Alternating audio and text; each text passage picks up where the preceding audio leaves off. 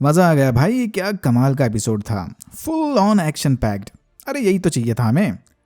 Episode 3 की शुरुआत होती है जीआरसी के कमर्शियल से कि कैसे ये लोग ब्लिप के बाद लोगों को जॉब और अच्छी जिंदगी देने में उनकी मदद करते हैं। वॉकर और लेमार म्यूनिक जाकर फ्लैग स्मैशर्स के सपोर्टर से कार्ली के बारे में पूछताछ करते हैं। ये वही है जिसने पिछले एपिसोड में फ्लैग स्मैशर्स की मदद की थी, बट वॉकर के डरा धमकाने के बाद भी ये उन्हें कार्ली के बारे में कुछ नहीं बताता।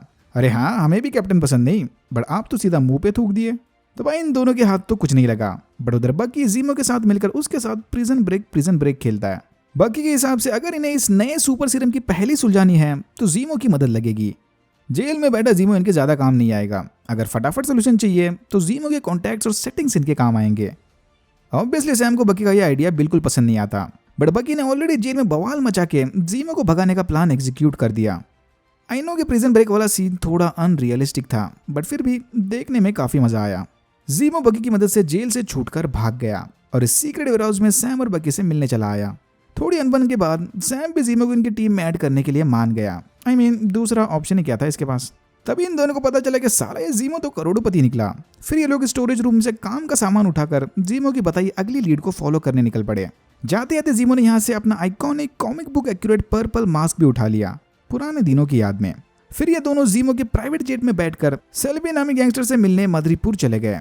मार्वल यूनिवर्स में मदरीपुर एक फिक्शनल साउथ एशियन आइलैंड का नाम है। रास्ते में जीमो ने बकी की डायरी में लिखे नाकाजिमा के नाम को देखा। बकी को यह बात जरा भी पसंद नहीं आई कि जीमो ने उससे बिना पूछे इसकी पर्सनल डायरी पढ़ ली। और इधर सैम ने यह भी कंफर्म कर दिया कि यह वही नोटबुक है जो स्टीव रॉजर्स यूज करता था। तो मदरीपुर में एंट्री करते वक्त बकी ने अपना विंटर सोल्जर वाला लुक ले लिया ताकि यहाँ सबको ऐसा लगे कि बकी अब भी जीमो के कंट्रोल में है। सैम इधर इसी के जैसे दिखने वाले एक गैंगस्टर द स्माइलिंग टाइगर का भेस लेकर आया था। सैम को ये cringy African American bad boy billionaire outfit जरा भी पसंद नहीं, बट अगेन इसके पास दूसरा ऑप्शन ही क्या है। अंदर घुसते ही एक बात तो क्लियर हो गई कि ये जगह क्रिमिनल्स के लिए किसी हेवन से कम नहीं, और पावर ब्रोकर यहाँ का बिग बॉस है, मदरीपुर का जज जूरी एंड एग्जीक्यूशनर। फिर जीमो सेल्बी का अटेंशन लेने उसके बाद में विंटर सोल्जर से थोड़ी तोड़फोड़ करवाता है। जीमो का प्लान काम कर गया और सेल्बी इनसे मिलने के लिए तैयार हो गई। यहाँ जीमो ने सेल्बी को ऑफर दिया कि अगर वो इन्हें सुपर सोल्जर सीरम के बारे में इंफॉर्मेशन देगी तो बदले में सीमो उसे विंटर सोल्जर और उसे कंट्रोल करने के कमांड्स दे देगा। लकीली ये लोग बिल्कुल सही जगह पर आए। सेल्बी ने बता दिया है कि सुपर सोल्जर सीरम यहीं मदरीपुर में है, जिसे डॉक्टर विल्फ्रेड नेगल नामी साइंटिस्ट ने बनाया है। नेगल ने वो सीरम पावर ब्रेकर के कहने पर बनाया था, पर इससे पहले कि लोग सेल्बी से नेगल का पता निकाल पाए, सैम को उसकी बहन का कॉल आ गया और द स्माइलिंग टाइगर का कवर ब्लो हो गया। ये देखकर सेल्बी इन्हें मारने का ऑर्डर देती है, बट तभी किसी स्नाइपर ने सेल्बी को ही मार दिया। मतलब सेल्बी की मौत का इल्जाम अब इन तीनों के सर पर आ गया। जल्दी सारे मदरीपुर के कॉन्ट्रैक्ट किलर्स को इन तीनों की बाउंटी भी मिल गई। सत्यानाश। सैम, बकी और जीमो किलर से बचते बचाते भाग रहे थे, बट कोई है जो सीक्रेटली इनकी मदद कर रहा है। तभी वहां पर शैरन कार्टर भी आ गई। सिविल वॉर वाले इंसिडेंट के बाद से ही शैरन की लाइफ पूरी तबाह हो गई। सैम और बकी को तो गवर्नमेंट ने माफ कर दिया, बट शैरन आज तक भागे हुए क्रिमिनल्स की लाइफ जी रही है, ऑल थैंक्स टू जीमो। इससे पहले कि शैरन जीमो को मार दे, सैम और बकी से समझाते हैं कि उन्हें सुपर सोल्जर सीरम के सोर्स का पता लगाने जीमो की हेल्प लगेगी। शैरन भी फटाक से मान गई। ये सुपर सोल्जर सीरम का मैटर सॉल्व होने के बाद जीमो से अपना बदला लेगी। फिर शैरन सबको अपने सीक्रेट हाइडिंग प्लेस पर लेकर चली गई। वाह क्या हाइडिंग प्लेस है, करोड़ों के चुराए हुए आर्ट वर्क्स की इलीगल गैलरी। तो अब शैरन अपनी लोकल सेटिंग से नेगल की लोकेशन ढूंढ लेगी और बदले में सैम उसके सारे रिकॉर्ड्स क्लियर करके उसे आजादी से वापस यूएस आने का मौका देगा। जब गवर्नमेंट मेटल आर्म वाले साइको किलर को माफ कर सकती है तो शैरन क्या चीज है। डील पक्की। नेगल यहाँ एक शिपिंग यार्ड के कंटेनर में सीक्रेटली अपनी सुपर सीरम लैब चला रहा है। सैम, बकी और जीमो नेगल के कंटेनर को ढूंढकर उससे मिलने अंदर चले गए। शैरन बाहर खड़े होकर आसपास की सिचुएशन पर नजर रखेगी। थोड़ा डरा धमकाने के बाद नेगल ने इन्हें सब कुछ बता दिया। नेगल पहले हाइड्रा के लिए काम करता था, फिर उनके गिरने के बाद नेगल को CIA ने रिक्रूट किया, जहां नेगल ने आइजेया के ब्लड सैंपल की मदद से नया और सटल सुपर सोल्जर फॉर्मूला बनाया।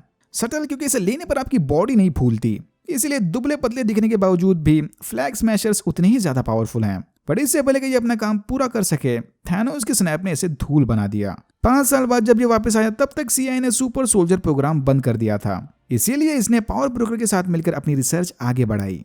सुपर सोल्जर फॉर्मूला की मदद से नेगल ने पावर ब्रोकर के लिए 20 सीरम शॉट्स बनवाए थे, जिसे बाद में कार्ली ने चुरा लिया। तो कार्ली को वो धमकी भरे मैसेजेस पावर ब्रोकर से आ रहे थे। कार्ली फिलहाल अपनी टीम के साथ GRC के रीसेटलमेंट कैंप के पास थी।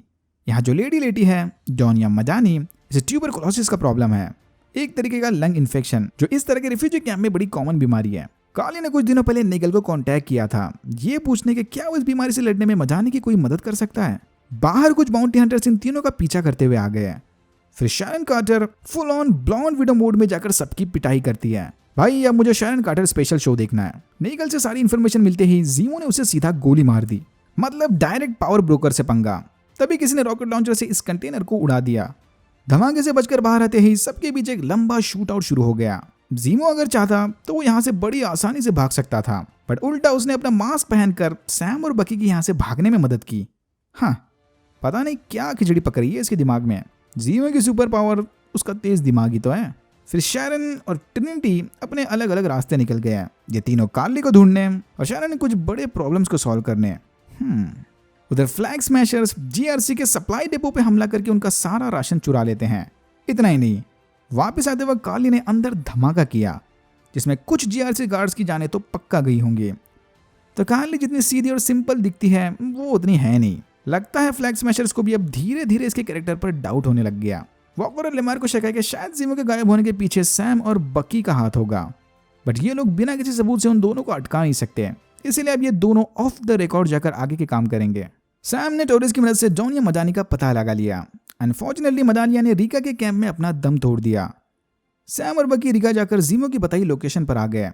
सैम जीमो के साथ अंदर चला गया, बट बकी टहलने के बहाने बाहर ही रुक गया। बकी के बाहर रुकने की असली वजह यह थी कि उसने रास्ते में पड़े वकांडियन गैजेट्स को पहचान लिया था।